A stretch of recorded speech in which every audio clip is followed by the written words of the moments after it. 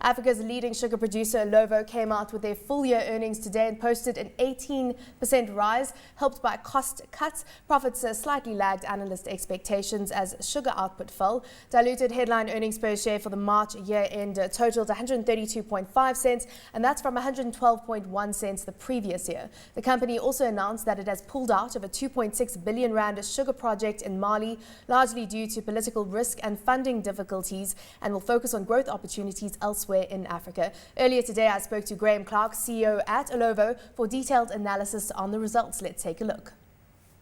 All to do with the strong market performance, good demand, good prices, and we're able to leverage, I think, those market conditions to offset the impact of lower production.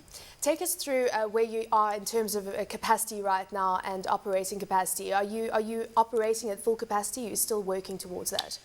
We're very much close to full capacity if we have cane supply at the requisite level.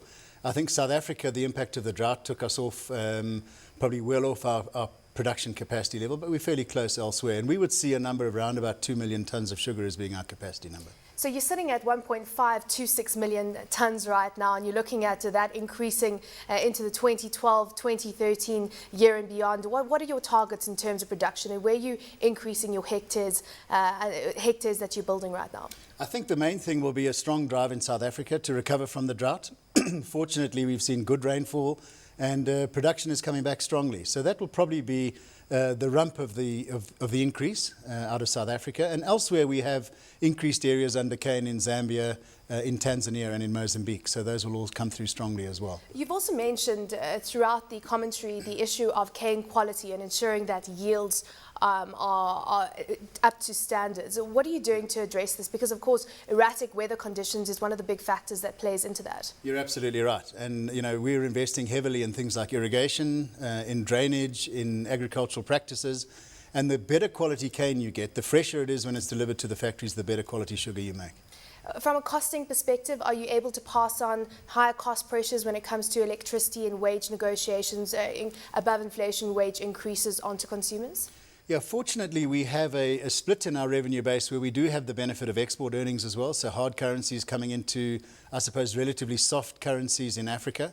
And therefore, it offsets the impact that we have to recover from local markets. But as a rule, our strategy is to recover inflation from our local pricing.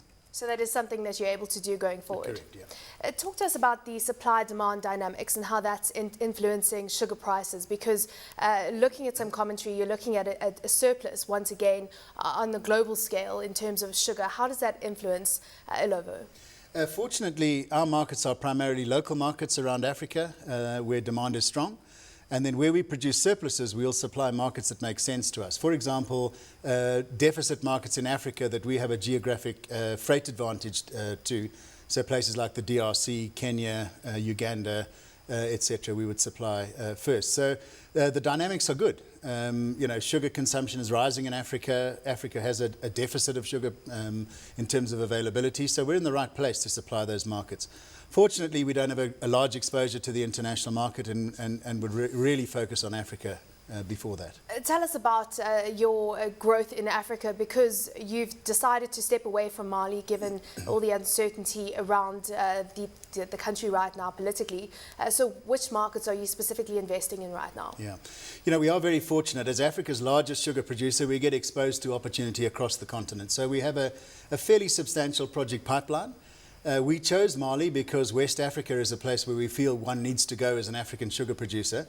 And it's a great disappointment to us that the situation has unraveled in Mali and we've had to terminate our project there. But we would focus on areas in Africa that are in deficit, that require sugar, and where we can bring our expertise into play. So we would look at sort of East Africa, Central Africa, and further down the coast.